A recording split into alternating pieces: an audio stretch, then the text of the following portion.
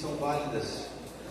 É vez por outra parar para refletir a respeito, não da atitude propriamente dita, da ação propriamente praticada, mas refletir a respeito do sentimento que move esse tipo de ação.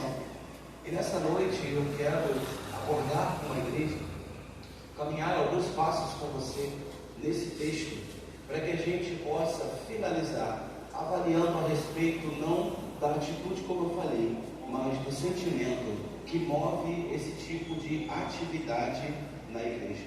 Os irmãos são sabedores que a igreja de Jerusalém, ela está aqui nesse momento enfrentando um período de fome. Essa fome ela é profetizada pelo profeta Ágabo, lá em Atos 11, no verso 27, quando ele se levanta para dizer que uma grande fome está por vir sobre Jerusalém. Ele vai dizer que essa fome acontece por conta do imperador Cláudio. O imperador Cláudio, ele governou durante um período, e o seu período foi marcado exatamente por períodos de fome. 4 grandes períodos de fome cercaram ou marcaram o governo de Cláudio. O primeiro deles acontece em Roma. O segundo acontece em Jerusalém, na província da Judéia. O terceiro acontece nas cercanias da Grécia. E o quarto período de fome, outra vez, vai acontecer dentro das cercanias do Império Romano. O momento em que nos interessa aqui é o segundo período de fome enfrentado pelo governo de Cláudio. Esse período vai ter o seu epicentro em Jerusalém. É um período de fome bastante intenso e há relatos terríveis deste momento. E esse agente motivador para essa fome é um agente motivador, de certa forma, natural, porque a província passou por um período de seca, o solo passou por um período de infertilidade. Parece que não, mas todas as vezes que Deus quer se comunicar com o povo, e o povo opta por virar as costas para Deus, opta por não atender a Deus, Deus parece que Ele não pune, mas Ele recolhe a sua mão, porque Ele nos dá o direito total de seguir sem Ele. Eu quero seguir sem Deus. Deus não vai ficar te amolando, batendo na porta da sua casa o tempo todo, mas a única coisa que Ele vai fazer, Ele não vai amassar, porque vai enviar demônio, vai nada. A única coisa que Ele vai fazer é: você quer seguir sem mim? Então vai, pode ir. Só que seguindo sem Deus, você perde a proteção espiritual que amarra as atitudes das trevas contra a tua casa, contra a tua família. Deus não tem nada a ver com isso, mas o acesso está aberto para que Satanás possa atuar e trabalhar diante da sua casa. Quando ele quer atacar a Jó, ele recebe essa permissão, e a primeira coisa que ele faz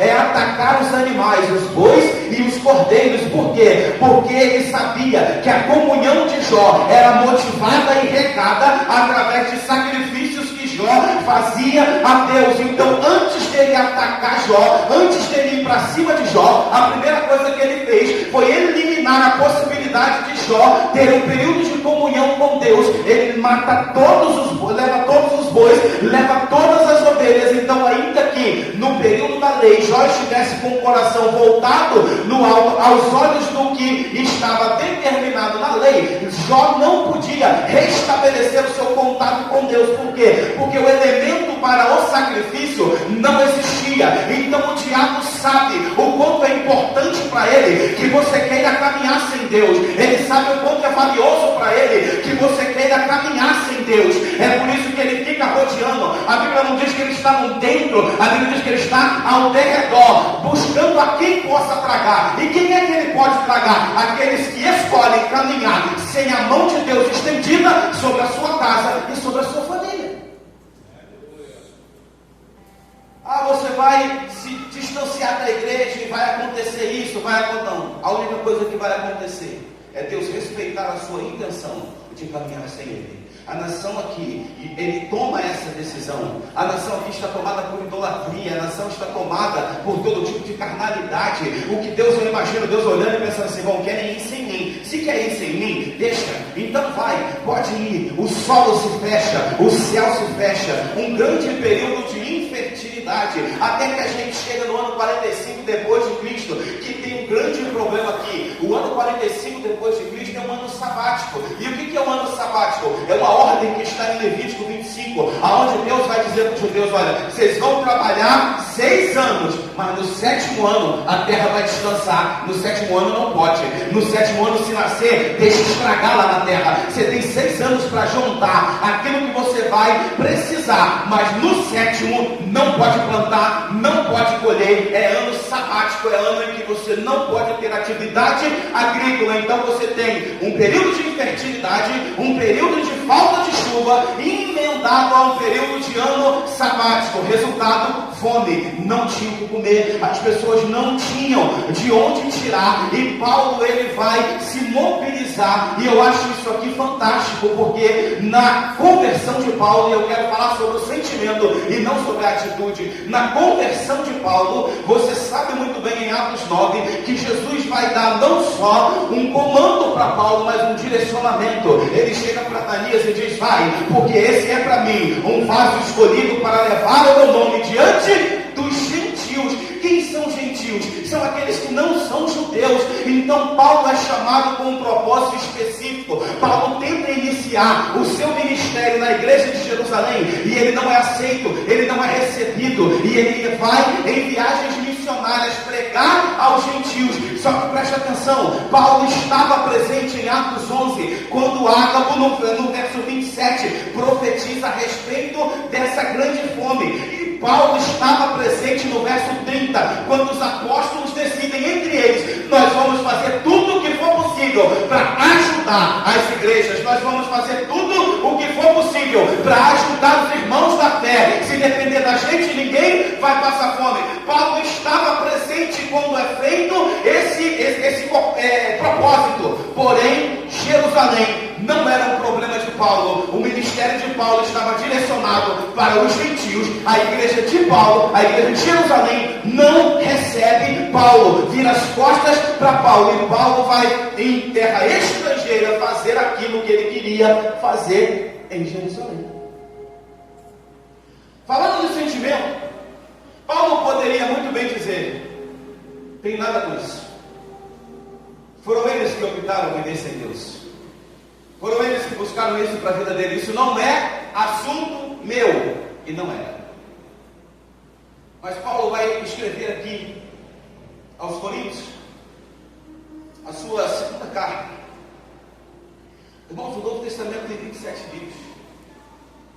E não são divididos de forma igual. Se você ler até a carta aos Gálatas, você leu mais da metade do Novo Testamento.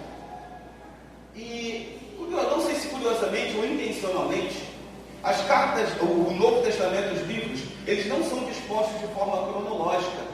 Eles são dispostos de uma forma lógica. E é interessante que você encontra um padrão, o padrão mais organizado, você vai encontrar nas cartas de Paulo. Por quê? As cartas de Paulo, elas não estão dispostas na ordem em que elas foram escritas, mas elas estão dispostas por tamanho. Elas estão colocadas na Bíblia, da maior, que é a carta aos Romanos, até a menor, que é a carta a Filemão. Então, da maior para a menor, vem sendo distribuídas as cartas de Paulo. E é interessante por quê? Porque a segunda carta de Paulo que vai aparecer no Novo Testamento é a primeira carta aos Coríntios. Então a primeira carta aos Coríntios é a segunda maior carta escrita por Paulo. Em seguida vem a terceira maior carta escrita por Paulo. E a terceira maior carta escrita por Paulo também é direcionada aos Coríntios. Daí você vê o tamanho do problema que essa igreja dava, o tamanho da dor de cabeça que essa igreja dava, o tamanho da resistência que essa igreja dava, a ponto de Paulo dizer: olha, em todos os lugares que eu fui, as igrejas me sustentaram, mas vocês eu não quis que fizessem isso não, vocês eu quis trabalhar com a minha própria mão, eu não quis ser pesado a vocês. Mas em seguida ele vai dizer: olha, eu não tratei vocês igual aos outros, eu não ensinei vocês a ofertar, eu não ensinei vocês a manter o templo do Senhor. Por esse agravo eu lhe peço perdão. Paulo pede desculpas à igreja de Corinto, porque não ensinou ou não colocou a igreja de Corinto no caminho da fidelidade. Agora, existe um movimento que está acontecendo. Aqui nós estamos no ano 50 depois de Cristo e Paulo está em Éfeso, findando a sua última viagem missionária. Então Paulo está de Éfeso. Eu preciso que você preste atenção nesse desenho. Paulo está de Éfeso recolhendo os donativos para combater essa fome que está acontecendo lá em Jerusalém. Então em Éfeso ele está fazendo. Em Éfeso ele está fazendo. Agora ele manda um comando para as igrejas da Galácia, que foram as primeiras que receberam a viagem de Paulo. Então ele vai dizer: olha, reúnam aí vocês e junta também donativo para mandar para a igreja de Jerusalém. E agora ele está aqui escrevendo aos Coríntios e vai dizer para os Coríntios: ó, da mesma maneira que eu ordenei a Galácia, façam vocês também, recolham os seus donativos para que vocês possam mandar para ajudar a igreja de Jerusalém. Paulo está em Éfeso fazendo. Ele dá um comando para que as igrejas de Gálatas façam. Então ele ensina em Gálatas. E agora ele está ensinando a igreja de Corinto. Nem todo mundo que está recebendo o ensinamento de Paulo está vendo o que Paulo está fazendo. Nem todo mundo que está recebendo o comando de Paulo está vendo o que Paulo está fazendo. É por isso que entra um recurso importantíssimo dentro da obra do Senhor, que é a obediência. A obediência, o respeito a uma liderança que é colocada lá segundo a Bíblia, é colocada lá por ordem de Deus. Então Gálatas não está vendo o que Paulo está fazendo em Éfeso, mas chega um comando para os Gálatas: reúnam os donativos, e eles fazem. Corinto não está vendo o que Paulo está fazendo aqui, mas chega um comando lá e eles obedecem. Então a obra ela se movimenta, não é por aquilo que você vê, é pelo tanto que você está disposto a obedecer, é pelo quanto que nós estamos dispostos a obedecer, é que vai fazer a obra de Deus andar, porque nem sempre dá para ver o exemplo, mas muitas vezes, se você obedecer o comando, a coisa vai funcionar. Nem sempre dá para ver o exemplo. Nem sempre alguém que está falando com você é alguém que fez algo grandioso que você viu, mas de repente essa pessoa fez alguma coisa e você não viu. Então não há aqui um questionamento, há aqui uma obediência. Irmãos, a obra de Deus, ela é uma obra voluntária. Ela é uma obra voluntária até o momento em que você diz assim: olha, quando Deus está diante de Isaías, o que ele diz? A quem enviarei? E quem há de ir por nós? Até ali não está nominal a ninguém. Aí Isaías chega e diz: eu. A gente precisa entender isso, gente, é conceito bíblico. A partir do momento em que você levanta a mão e diz eu, deixa de ser voluntário. É voluntário até o momento em que você diz eu vou, eu posso, eu quero.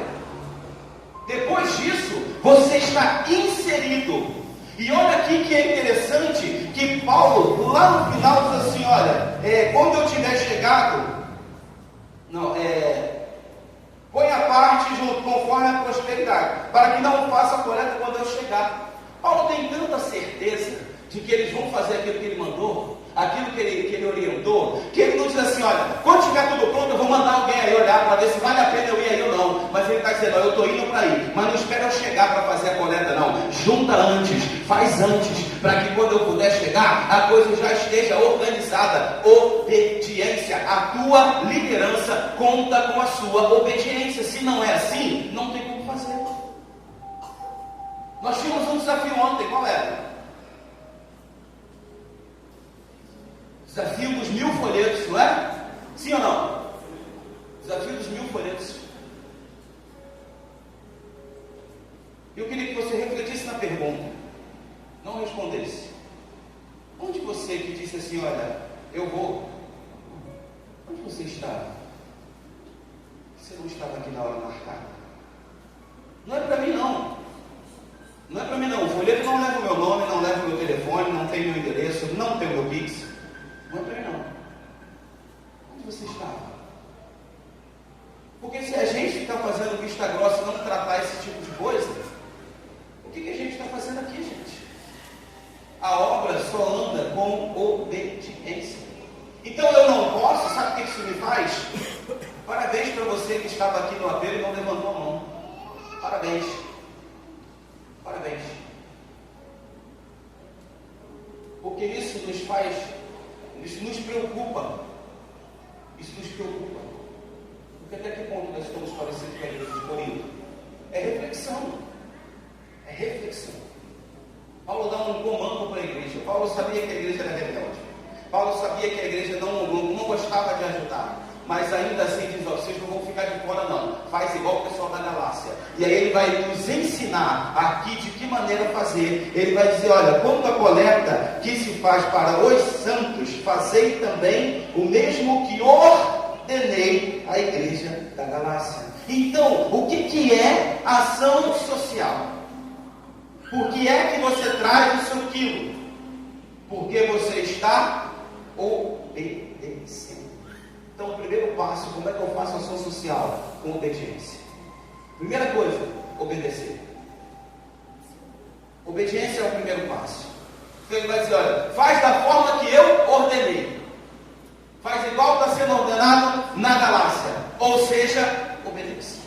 Primeiro passo para a ação social, obediência. Aí Paulo vai dizer, olha, no primeiro dia da semana, cada um vos ponha à parte. No primeiro dia da... Então, peraí. Eu faço ação social de forma obediente e faço de forma organizada. Paulo está dizendo aqui, no primeiro dia da semana, no domingo, no dia em que a igreja se reúne. Sim, nós também guardamos um dia. Existem 3 religiões no mundo que guardam um dia. Os muçulmanos guardam a sexta, os adventistas guardam o sábado e nós guardamos o domingo. É o dia do Senhor. Tanto que domingo vem de domino, que significa dia do Senhor. Então nós, no dia do Senhor, no primeiro dia da semana, então primeiro eu faço de forma obediente, segundo eu faço de forma organizada, com organização. Agora ele vai dizer, olha, conforme a sua prosperidade. Conforme a sua prosperidade. O que Paulo está dizendo aqui? Eu faço ação social de forma obediente. Eu faço ação social de forma organizada. Eu faço ação social dentro das minhas condições. E aí, pois eu claro. E aí, a pergunta que a gente tem que se fazer: o que a gente tem ali está segundo a nossa condição? A pergunta que eu tenho que me fazer: o que eu trouxe hoje para a ação social está segundo a minha condição? Porque se não está segundo a minha condição, corre o sério risco de estar em desacordo com aquilo que a Bíblia orienta acerca de ação social. Porque eu tenho que fazer segundo a minha condição. Ah, Deus conhece meu coração. Eu não trouxe, mas Deus conhece meu coração. É claro que Ele conhece. Tem alguma coisa que Deus não conheça? Mas peraí, eu estou fazendo segundo a minha condição? E segundo a condição, gente, não é só avaliar se você está dando tudo que você poderia dar, e de repente você poderia dar mais, não. Mas é também você avaliar se você está trazendo mais do que você pode. Porque se tem uma coisa que você precisa entender: não existe movimento de fé que te motive a fazer aquilo que você não pode fazer, que está fora das suas condições. Ah, tem que dar cheque, aliança, dar tudo que você tem na casa. Não. Pega o teu aluguel e deposita. A gente não quer que você faça isso. A gente quer que você tenha fé para fazer. São duas coisas diferentes. Então está segundo a nossa condição, e eu já vou chegar no sentimento, está segundo a nossa condição, e ele vai dizer, olha, conforme a sua prosperidade, para que se não façam as coletas quando eu chegar. Então eu faço de forma programada. Faz cara de paisagem para não parecer que é contigo. terceiro domingo. Aí, uma pessoa não é da igreja, ela está indo para o culto, aí chega do portão, ela, já é culto de quê mesmo, hein? E a ação social, ela corre lá, aí dá aquela refinada no armário rapidinho, e fica, meu Deus do céu, o que eu levo, o que eu deixo de levar, cata qualquer coisa, enfia dentro da bolsa preta e vem para não chegar com a mão abanando. Isso é de forma programada? Sim ou não? Sim ou não? A gente está falando de Bíblia, tá? Não vou sair do texto, não vou sair do texto hora nenhuma hoje. A gente só está falando do que está escrito. Então, de forma programada, com organização. A gente não colocou o culto de ação social, gente, desculpa. A gente não colocou o culto de ação social semana retrasada, ou no início do mês, a partir de janeiro. Não. É todo o terceiro domingo, pelo menos desde que eu estou na Igreja Missionária do Brasil. Esqueci que hoje era. Então, que horas que começou o teu culto? Porque o culto começa dentro da sua casa. Que hora que começou o seu culto? Que horas que você veio aqui esperar alguém cultuar para você, para a coisa pegar? Você entende que às vezes a gente tenta explicar para vocês com a nossa palavra, porque a gente sabe que se a gente entrar no texto é mais duro do que o que a gente tenta falar. Às vezes a gente fala da gente assim, com a nossa palavra, com a nossa maneira de dizer, porque se a gente for para dentro do texto bíblico, fica mais duro de ouvir ainda. Mas está aqui, ó, está na tua Bíblia também. Alguém aí não achou? 1 Coríntios 16? Não tem na Bíblia de alguém? Está na Bíblia. Então, olhando para a Bíblia, a coisa fica mais séria. Então, Paulo vai dizer, para que não se faça quando eu chegar. Quando eu tiver chegado, mandarei-os que por carta aprovaste, para levar a nossa dádiva a Jerusalém. Sabe o que esse texto está remetendo a gente aqui? A minha responsabilidade com a ação social, ela não termina a partir do momento que eu entrego o meu quilo ali na portaria, não.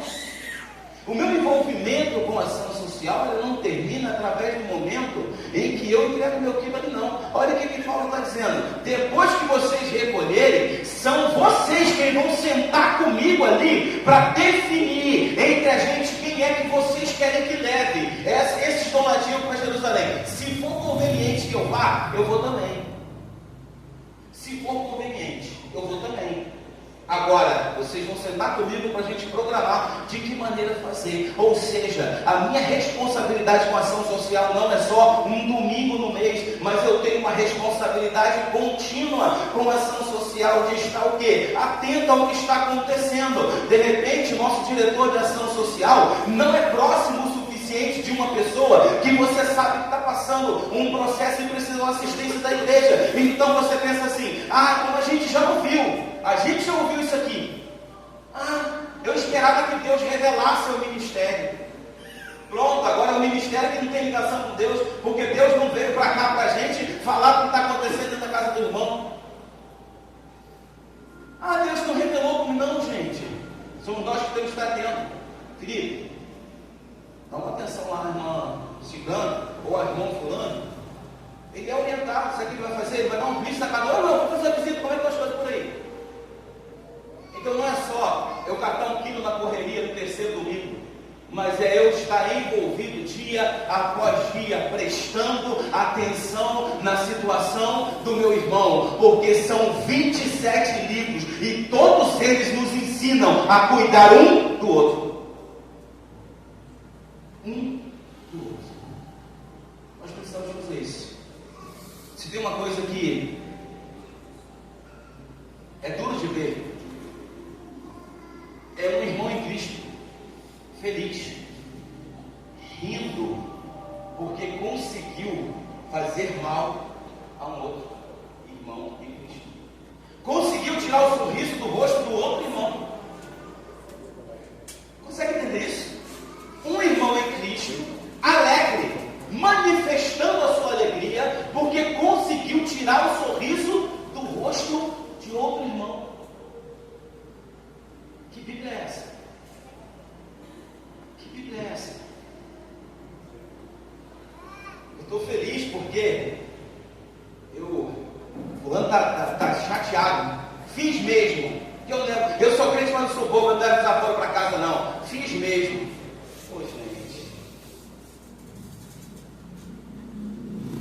E aí Jesus, na cruz, viu o povo olhando para ele, dizendo assim: desce daí, tu não é o Filho de Deus? Mas tu salvou os outros e não salva a ti mesmo? Tu não é o Cristo? Desce da cruz. Jesus olha para si e diz assim: Deus, eu sei tudo que tu pode fazer. Estou parafraseando. Eu sei tudo que tu pode fazer com essa blasfêmia deles aí. Eu sei. Mas faz uma coisa por mim. Ao invés de fazer algo contra eles, faz uma coisa por mim. Ah, não. Perdoa. Eles não sabem o que fazem. Eles não sabem o que fazem. Irmão, tem gente que te perdoa só porque você não sabe o que está fazendo. Mas você precisa olhar para a sua atitude. Você precisa se observar. Você precisa se analisar. E saber o quão bem ou mal você está fazendo para alguém. E você já conhece, quando eu digo para você, que só existe um rosto aqui no nosso meio que eu não consigo ver. Daqui eu vejo todos, o rostinho de todos vocês, do ministério, o rostinho de todos vocês. Só existe um rosto aqui dentro que eu não consigo ver. Meu. Porque nós não somos feitos para olhar para nós somos feitos para olhar para o outro. Os nossos olhos não são virados para dentro, são virados para frente. Porque nós somos feitos para olhar para o outro. Será que Deus não tinha um propósito quando Ele nos fez com esse recurso de ter o benefício de olhar para o outro? Será que nós não precisamos cuidar mais uns dos outros? Aí lá, em 2 Coríntios, para a gente encerrar, capítulo 8, Paulo encontra uma resistência à igreja de Corinto. Mas eles fazem. E lá no capítulo 8 de 2 Coríntios, eu acho lindo isso aqui, porque Paulo vai relatar aos coríntios como é que está acontecendo, vai dar um panorama geral de como é que está acontecendo. E ele vai dizer assim: olha, também, irmãos, vos fazemos conhecer a graça de Deus dada às igrejas da Macedônia. Irmão, pensa num lugar pobre aí na tua cabeça. Pensa em lugar pobre. Pobre. Pensou? Multiplica por 12. É mais ou menos o que era a Macedônia naquela época. Mais ou menos isso. Uma Etiópia muito piorada. E aí vai dizer: olha, como em muito prova de tribulação, a Macedônia estava passando em provas de tribulação, houve abundância no seu gozo, e com a sua profunda pobreza superabundou em riqueza da sua generosidade. Riqueza não está na quantidade, mas está no sentimento. Eles não tinham muito, mas eles fizeram o que estava no alcance deles fazer. E aí ele vai dizer: olha, porque segundo o seu poder, o que eu mesmo testifico, olha o que Paulo está dizendo, o que eles podiam fazer, eu sei, porque eu estive lá e vi. Então, segundo o seu poder, e ainda acima do seu poder, deram voluntariamente. Olha o que é uma igreja sarada pela palavra. É a igreja que mais, é a igreja que menos tinha recurso. Mas Paulo não se surpreende porque eles deram, mesmo sendo pobre.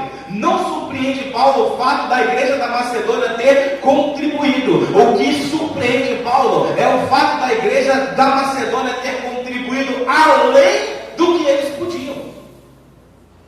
Além do que eles podiam.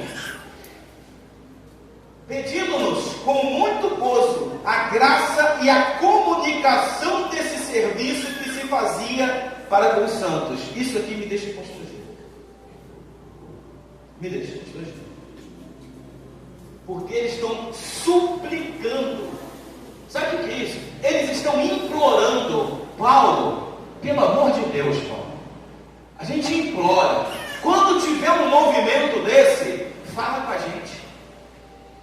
Tá? Por favor, Paulo, avisa a gente. A gente tem pouco, mas a gente quer ajudar. A gente tem pouco, mas a gente quer fazer. Então, pelo amor de Deus, quando tiver um movimento desse, avisa a gente pedindo com muito rogos e graças à comunicação deste serviço que se fazia para os santos. Por favor, Paulo, fala com a gente. E aí ele vai dizer: e não somente fizeram como nós esperávamos, mas também a si mesmo deram primeiramente ao Senhor e depois a nós pela vontade de Deus. Olha isso aqui. A igreja mais pobre, ela está dizendo o seguinte: olha, eu vou dar o que eu tiver aqui, da forma que eu puder, e eu vou também me doar, Paulo. Se precisar, avisa que a gente dá um jeito e chega aí.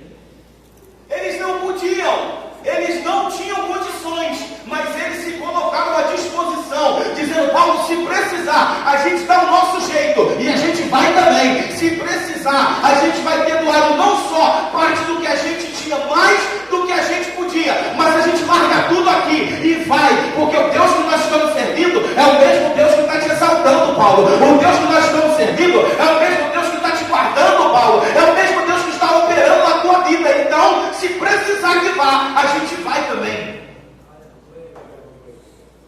Difícil, né? Difícil. Gasta. Mas eu não saí da Bíblia não, né? E não vou. E aí Paulo vai fazer um elogio à igreja de Corinto. Ele vai chegar para a igreja de Corinto e vai dizer: olha, verso 10, 8 e 10. E nisso dou o meu parecer, pois isso vos convém a vós, que desde o ano passado começastes, não só a praticar, mas também, se tiver um boné dele, tá, não, é depois eu te dou. 1 Coríntios 8, 10, 2 Coríntios 8, 10, bota aí para mim. E nisto dou meu parecer, pois isso vos convém a vós, e desde o ano passado começaste não só a praticar. Fome em Jerusalém, 45 a.C., ou 45 depois de Cristo, início do movimento de recolher donativos. Carta de Paulo aos Coríntios, anos 50 depois de Cristo. E então só 4 anos depois que a igreja de Corinto vai se movimentar. Ele está dizendo: só ano passado eles começaram não só a praticar. Mas você pode ler para mim essa parte aqui, por favor? Não, 10 de cada vez. 10 de cada vez. 1, 2, 3.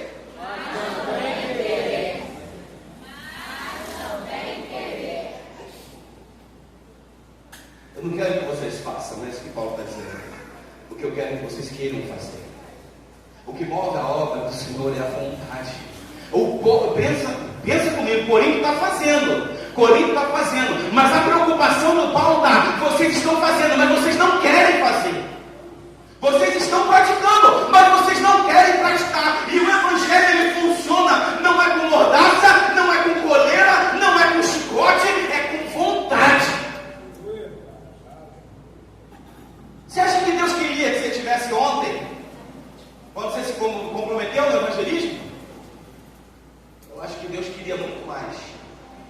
Era que você quisesse estar. Era que você quisesse fazer. Então a gente vê a história de um homem que movimentou todas as províncias ao redor do mundo em uma época onde não tinha internet. Daqui a gente conecta com 12 países de uma vez no Café com Jesus, não é assim? 12, 14 países de uma vez. Naquela época não. Naquela época alguém tinha que pegar uma cartinha e ir, 2 anos de viagem para chegar num lugar e dizer assim: olha, Paulo mandou recolher aqui esses donativos que ele vai mandar entregar lá em Jerusalém. Vai para outro, 2 anos de viagem, Paulo mandou um ano de viagem, Paulo mandou fazer. E com toda essa dificuldade, Paulo movimentou o mundo inteiro para poder levar um apoio à igreja de Jerusalém. E sabe o que é o mais interessante de tudo isso aqui? Atos 21, 35, Paulo chega em Jerusalém e é preso, e ele é preso, e a multidão recebe ele com tanto ódio, mandando matar, que os soldados têm que pegar Paulo nas costas e correr com ele para dentro das cercanias do palácio, porque senão ele era morto. O povo que ele estava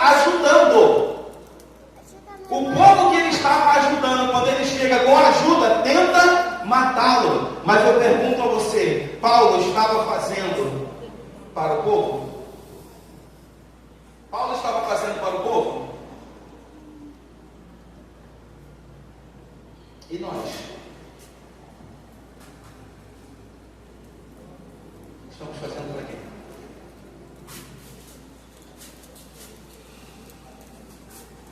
Estamos fazendo para quê? Para nós? Para escapar do bicho? Ou será que assim como Paulo, nós estamos fazendo para Deus? A gente precisa refletir uma coisa, irmãos. Olha para mim. A gente precisa refletir uma coisa. Se nós estamos fazendo para nós, está ótimo. Está ótimo. Se o objetivo principal aqui é nos atender, está ótimo. Isso não dá nada. Não dá nada. Se nós estamos fazendo para o irmão, vai da concepção de cada um. Para mim, está bom. Para mim, o que você faz por mim aqui nessa igreja está perfeito, está ótimo, não precisa mudar nada. Para mim, talvez tenha um irmão insatisfeito com uma coisinha ou outra, mas se nós estamos fazendo por irmão, para mim, particularmente, está perfeito. Não precisa mudar nada. Agora, se nós estamos fazendo para Deus, talvez tenha uma resposta que você tenha que dar. De você para Ele. E daqui por diante eu não posso mais ir. É você e Ele. Que Deus abençoe a igreja.